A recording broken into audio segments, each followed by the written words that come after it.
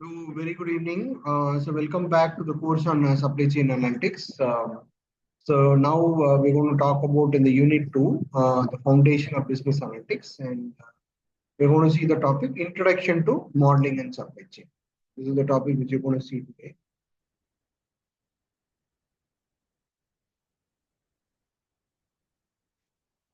Now, supply chain modeling is a very powerful tool. First of all, it's a tool, and the purpose of the tool is for optimizing and improving the efficiency of a supply chain.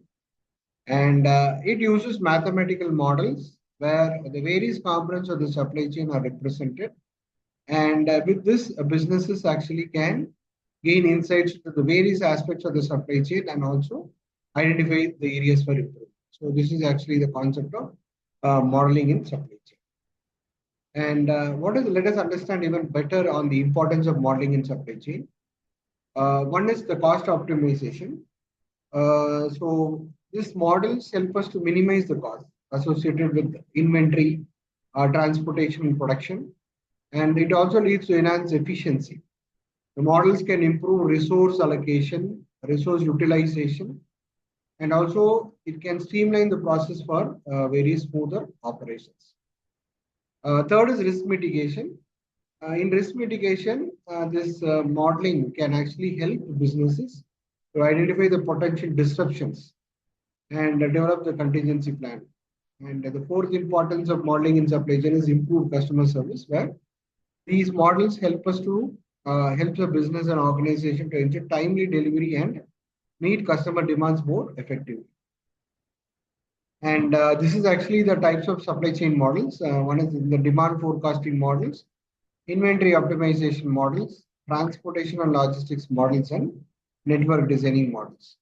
So in the demand forecasting models, these models predict future demand based on historical data and trends. So demand forecasting models, they predict the future demand based on historical data and trends. Inventory optimization model, these models help to determine the optimal levels of inventory which has to be maintained product-wise. And transportation and logistics model, these models help us to optimize the transportation routes and logistics operations. And network design models, these models determine the optimal location of a factory, warehouse, and the capacity of the facilities in a supply chain. And demand forecasting models, we have three models. One is the time series analysis, second is a regression model, and third is a machine learning algorithms. If we talk about time series analysis, we're going to analyze the past demand patterns and to identify the trends and seasonality. And regression models is a very unique statistical tool to establish a relationship between demand and other factors. And machine learning algorithms, they leverage advanced algorithms to predict demand with high accuracy. And in inventory optimization models, we have three types of models. One is the economic order quantity, just in time, and safety stock. Economic order quantity is actually the optimal order quantity, which is going to minimize the inventory holding and ordering cost, because there are two types of costs which is normally associated with inventory. One is the inventory holding cost and the ordering cost itself.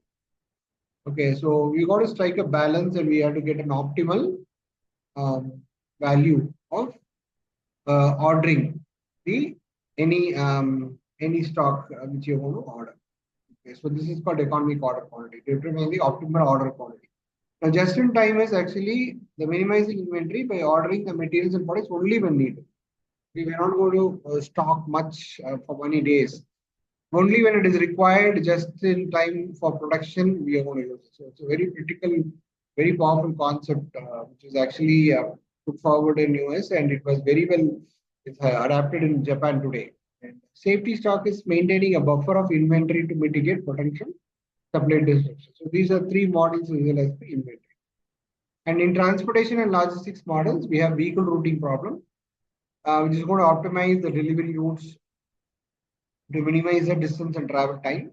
Transportation network design, selecting the most efficient transportation network to meet the demand. And a warehouse location also determines the optimal location of warehouses to minimize the transportation costs and improve accessibility. And the simulation and optimization technique. Simulation is actually creating a virtual representation of a supply chain to test the different scenarios and analyze the performance.